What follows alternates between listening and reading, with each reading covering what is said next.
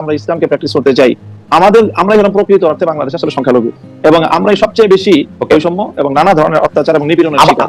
এবং আমাদের এই নিপীড়নের বিরুদ্ধে কখনোই সমাজের এই যে সাধারণ শিক্ষা ব্যবস্থার যারা শিক্ষক মহোদয় আছেন বা অন্যান্য একটা সোচ্চার কখনো আমরা পাই। আচ্ছা, আমরা এটা অধ্যাপক মাহবুবকে জানতে চাইবো। আমি একটু আপনার কাছ থেকে এটা জানতে চাই যে ধরেন বাংলাদেশে আপনি যে ধরনের রাষ্ট্র ব্যবস্থা কায়েম করতে চাচ্ছেন, ধরেন যে খিলাফা, সে খিলাফা আসলো, তাহলে কি আপনারা এই যে ধরেন কালী পূজার কথা বলা হলো সেগুলি বন্ধ করে দিবেন? না রমনায় বা বন্ধ হবে কেন? সেগুলি করতে প্রত্যেক ধর্মাবলম্বীর যার যার ধর্মীয় রীতি অনুযায়ী তার সে ধর্মীয় স্বাধীনতা ভোগ করবে, তার জানমালের নিরাপত্তার যে বিষয়গুলো আছে, ইসলামী রাষ্ট্র ব্যবস্থা, ইসলামী রাজনৈতিক যে বন্দোবস্ত, সেখানে অন্য ধর্মাবলম্বীদের ধর্ম পালনের শুধু স্বাধীনতা নয় বরং নিরাপত্তা নিশ্চিত করা হয়েছে এবং সেই নিরাপত্তা অবশ্যই বাস্তবায়ন করা হবে। তাদেরকে কি জিজিয়া কর দিতে হবে? এখন আমি প্রথমেই কথা বলি যে আমরা মুসলিম কি অমুসলিম। যদি আমি মুসলিম হয়ে থাকি তাহলে আমাকে অবশ্যই কোরআনের প্রত্যেকটা আইনকে বিশ্বাস করতে হবে, মানতে হবে। আমরা আপনাদের কাছে পাল্টা প্রশ্ন করি খালেদ মহিউদ্দিন সাহেবকে এবং আজকে আমার অতিথিকে যে আমরা এজ এ মুসলিম আমরা কোরআনের প্রত্যেকটা বিধানকে শ্রদ্ধা করি কিনা এবং প্রত্যেকটা বিধান আল্লাহর পক্ষ থেকে প্রদত্ত সেই হিসাবে আমি বিশ্বাস এবং মানি কিনা সেটা বলেন আপনারা।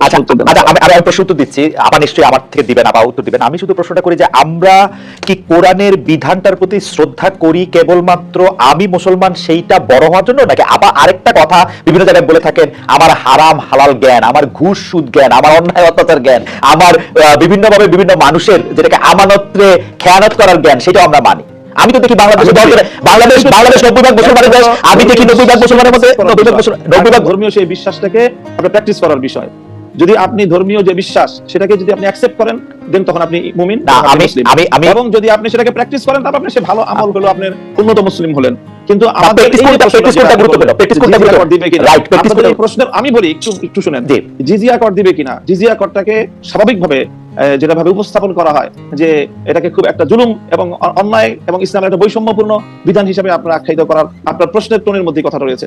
জিজিয়া কর এটা হলো মুসলমানদের কাছ থেকে জাকাত নেওয়া হয়, সেই জাকাত হলো তাদের অর্থনৈতিক রাষ্ট্রীয় যেই আপনার এই সোর্স, সেই সোর্সের এখান থেকে একটা ইনকাম। ঠিক তেমনি ভাবে অমুসলিমরা জাকাত দিবে না, তারা জাকাতের পরিবর্তে তারা জিজিয়া এবং কর দিবে এবং এই জিজিয়া করের বিনিময়ে তারা তাদেরকে রাষ্ট্র সব ধরনের নিরাপত্তা এবং তাদের যে সার্ভিস গুলো দিবে, এটাকে আমরা সার্ভিস চার্জ বলতে পারি আসলে মূলত জিজিয়া কর।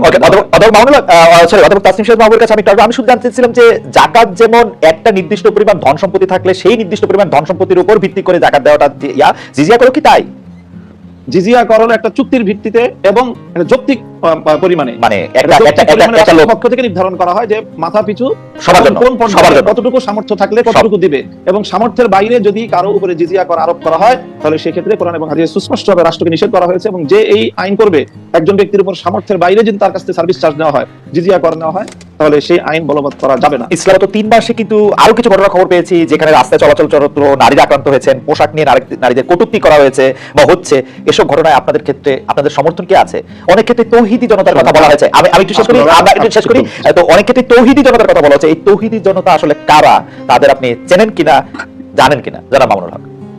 আমি তৌহিদি জনতার পরিচয়ে যাচ্ছি না। আমি প্রথম আপনাদের এবং আমাদের আজকে সম্মানিত অতিথি যে কথাগুলো বললেন সেই কথাগুলো সমাজের খুবই একেবারে বিচ্ছিন্ন কিছু ঘটনা। আর এর বিপরীত দিকে আমরা এই দেশে এই মানে প্রকৃত অর্থে যারা প্র্যাকটিসিং মুসলিম, আমরা আমাদের বেশভূষায় এবং লেবাস পোশাকে আমরা যে কতটা এখানে নানাভাবে বৈষম্যের শিকার, হেনস্থার শিকার, তার খুব কম দৃষ্টান্তই আপনারা মিডিয়াতেও আনেন। আর আপনাদের এই সাধারণ যেই যারা মহলে চলাফেরা করেন আপনাদের খুব কম আমার মনে হয় এটা জানাশোনা আছে।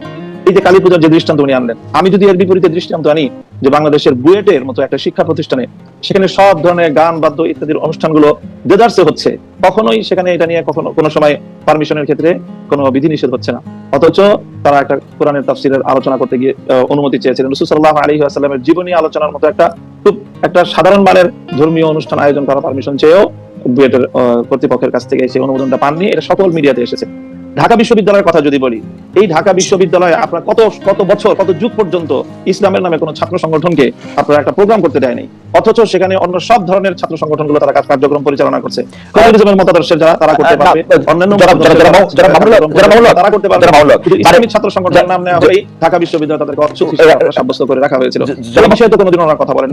আমরা একটু জানতে চাইছি যে ইসলামের নাম নিয়ে কোনো প্রোগ্রাম ঢাকা বিশ্ববিদ্যালয় হয় না, কিন্তু অন্য কোনো ধর্মীয় আলোচনার বা কোনো এরকম কোনো প্রোগ্রাম কি হয়েছে? মানে আসলে তো ইসলামকে নিয়ে অনেক ধরনের প্রোগ্রাম ঢাকা বিশ্ববিদ্যালয়ে হয়েছে, সেটা আমি জানি ইসলাম নিয়ে অনেক কিছু হয়েছে। ব্যাপকভাবে দেখেন প্রায় প্রতিটি হলেই খুব সুন্দরভাবে আমি আপনাকে নির্বিঘ্নে ব্যাপকভাবে আমি সেখানে হিন্দু ধর্মাবলম্বী সংখ্যা কত সেটারও কোনো হিসাব করা হয় না, তাদেরকে নির্বিঘ্নে হলের মধ্যে আমি জাঁকজমকপূর্ণভাবে তারা পূজার আয়োজন করছে। আমি যারা মামুনুল ঢাকা বিশ্ববিদ্যালয়ের ব্যাপারটা একটু বলি, আমি একটু ঢাকা বিশ্ববিদ্যালয় তখন সেখানে অনুমোদন পাওয়া যাবে। আমি ঢাকা বিশ্ববিদ্যালয়ের কথাটা একটু বলি। ঢাকা বিশ্ববিদ্যালয়ে আরবি, ইসলামের ইতিহাস ও সংস্কৃতি, ইসলামিক স্টাডিজ যেটা ইসলামী শিক্ষা সহ, ফার্সি সহ এবং আরো বেশ কিছু জায়গায় নিয়মিত এই ডিপার্টমেন্টগুলিতে নিয়মিত কোরআনের তাফসির, কোরআনের গল্প, কোরআনের থেকে বিভিন্ন উদাহরণ, হাদিসের বিভিন্ন রকম কথা এগুলো নিয়ে নিয়মিত সেমিনারের আয়োজন করা হয়। নিয়মিত কিন্তু এগুলো করা হয় একাডেমিক কার্যক্রমের অংশ হিসেবে, এবং সেইটা শুধু একাডেমিক কার্যক্রমের অংশ হিসেবে না, মানে সেইটা যে সিনেট হল এর মধ্যেও অনেক সময় সেটা হয়, হয়ে আসতে হবে, মানে সেটাতে কোনো, কিন্তু আপনি বলছেন যেটা হয় না। আমি ঢাকা বিশ্ববিদ্যালয়ের অধ্যাপক জানতে চাই, ঢাকা বিশ্ববিদ্যালয়ের অধ্যাপকের একজন বলতে চাই ঠিক একই ভাবে যে কালী পূজার যে ঘটনা ম্যাডাম বললেন, সেটাও অবশ্যই ঘটনা সম্পর্কে আমরা বিস্তারিত জানি না, হয়তো কোনো ছাত্র বিচ্ছিন্ন হবে সেই ধরনের কিছু করে থাকতে পারে, সেটা